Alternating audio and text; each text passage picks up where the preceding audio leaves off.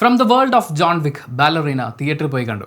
ആ സിനിമയെക്കുറിച്ച് വളരെ ചുരുങ്ങിയ വാക്കുകളിൽ പറയാനാണെങ്കിൽ എന്നെ സംബന്ധിച്ച് അതിൻ്റെ ഒരു വിഷ്വൽ പരിപാടികൾ അവർ ചെയ്തു വെച്ചിരിക്കുന്നതും ആക്ഷൻ കൊറിയോഗ്രഫി ഒക്കെ കൂടി ചേർന്ന് ഒരു തിയേറ്ററിൽ കാണാനുള്ള സിനിമയുണ്ട് എന്നാണ് ഫീൽ ചെയ്തത്. 2 മണിക്കൂർ 7 മിനിറ്റ് ഉണ്ട് പടം. പക്ഷേ ആ 2 മണിക്കൂറും പാസ്സായി പോയത് അറിഞ്ഞില്ല. ഫുൾ ടമാർ പടാർ എന്നുള്ള പരിപാടികളൊക്കെ ആയിരുന്നു. പോസിറ്റീവ്സ് പറയാനാണെങ്കിൽ ഒന്നാമത്തെ പോസിറ്റീവ്, ജോൺ വിക്ക് ഫാൻസിനെ നിരാശരാക്കില്ല എന്നുള്ള എൻ്റെ ഒരു തോന്നലാണ്.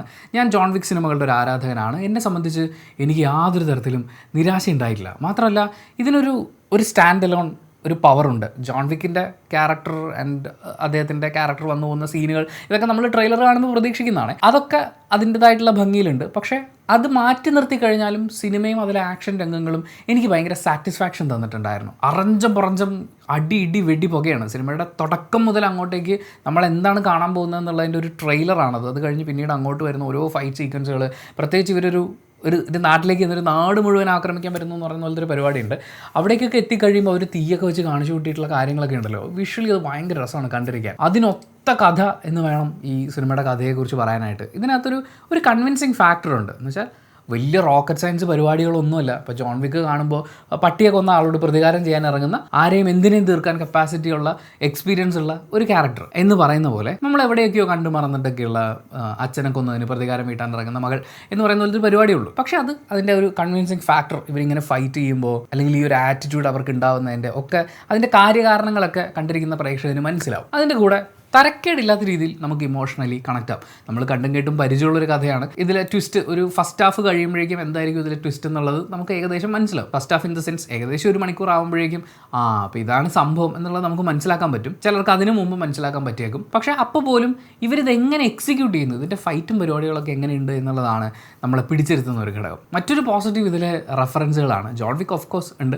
അതുപോലെ തന്നെ കോണ്ടിനെൻ്റൽ, അതുമായിട്ട് ബന്ധപ്പെട്ട അതിലെ സ്റ്റാഫുകൾ, ആ മുഖങ്ങളൊക്കെ വീണ്ടും സ്ക്രീനിൽ കാണുമ്പോഴേ അത് ഭയങ്കര രസമുള്ള പരിപാടിയാണ്. അടുത്ത പോസിറ്റീവ് ഈ സിനിമയിലെ കേന്ദ്ര കഥാപാത്രം എന്നുള്ളതാണ് ബാലറീന. അന ഡേ ആർമസ് ആണ് ആ ക്യാരക്ടർ ചെയ്തിട്ടുള്ളത്. പുള്ളിക്കാരി ഗംഭീരമായിട്ട് അത് ചെയ്തിട്ടുണ്ട്. എന്ന് വെച്ചാൽ അവരുടെ ആ ഒരു പെയിൻ പരിപാടികളൊക്കെ ഉണ്ട്. അവർ ആക്ഷനൊക്കെ ചെയ്തേക്കുന്നത് അമ്മാതിരി റിസ്ക് ഉള്ള കാര്യങ്ങളാണ്. അത് ചെയ്തു വെച്ചിരിക്കുന്നതും ഗംഭീരമായിട്ടാണ്.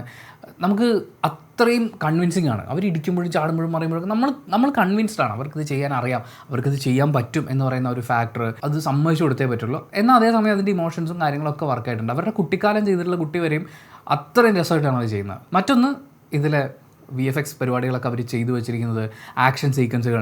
ഗ്രനേഡ് ഒരുത്തൻ്റെ ഭായിക്കകത്ത് വെച്ച് കൊടുത്തിട്ട് അയാളെ അങ്ങ് വെച്ചിരുത്തി പൊട്ടിക്കുന്നുണ്ട്. പക്ഷേ അത് അത്രയും എന്താ പറയുക, ഈ പറഞ്ഞ പോലെ ബിലീവബിളായി നമുക്ക് കൺവിൻസിങ് ആയിട്ട് അനുഭവപ്പെടുക എന്ന് പറയില്ലേ. അത് പറയുമ്പോൾ ജോൺ വിക്കിൻ്റെ യൂണിവേഴ്സിൽ നിന്ന് വരുന്ന ഒരു ക്യാരക്ടറാണ്.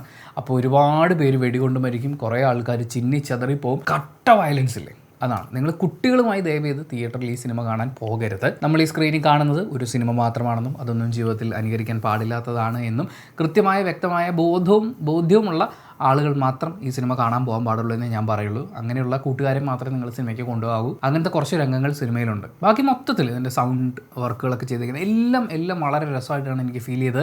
ഇതിൽ എന്തെങ്കിലും നെഗറ്റീവ് സൈഡ് ഉണ്ടോ എന്ന് ചോദിച്ചു കഴിഞ്ഞാൽ കുറച്ച് പ്രഡിക്റ്റബിളാണ്. പക്ഷേ അതൊരു വലിയ പ്രശ്നമുള്ള കാര്യമായിട്ട് എനിക്ക് തോന്നുന്നില്ല. കൺസിഡറിങ് ദ വിഷ്വൽ ഇമ്പാക്റ്റ്, പിന്നെ ജോൺ വിക്ക് വരുന്ന രംഗങ്ങൾ, ചില റെഫറൻസുകൾ, അതൊക്കെ കാണാനും കേൾക്കാനും ഒക്കെയുള്ള സുഖവും പിന്നെ ഈ ആക്ഷൻ സാധനങ്ങളൊക്കെ അവർ എടുത്തു വെച്ചിരിക്കുന്നതും മൊത്തത്തിൽ ഞാൻ ഭയങ്കര സാറ്റിസ്ഫൈഡ് ആയിട്ട് തിയേറ്ററിൽ നിന്ന് ഇറങ്ങി വന്നതാണ്. ഒരു തിയേറ്റർ എക്സ്പീരിയൻസ് ഡിമാൻഡ് ചെയ്യുന്നു എന്ന് തോന്നി അതിൻ്റെ ഒരു വിഷ്വൽ പരിപാടികളൊക്കെ കൊണ്ട്. പക്ഷേ അത് എൻ്റെ മാത്രം പേഴ്സണൽ ഒപ്പീനിയനാണ്. സിനിമ ഓരോരുത്തർക്ക് ഡിഫറൻ്റ് ആണ്. അത് അവനവൻ തന്നെ തിയേറ്ററിൽ പോയി കണ്ട് വിലയിരുത്തേണ്ടതുമാണ്.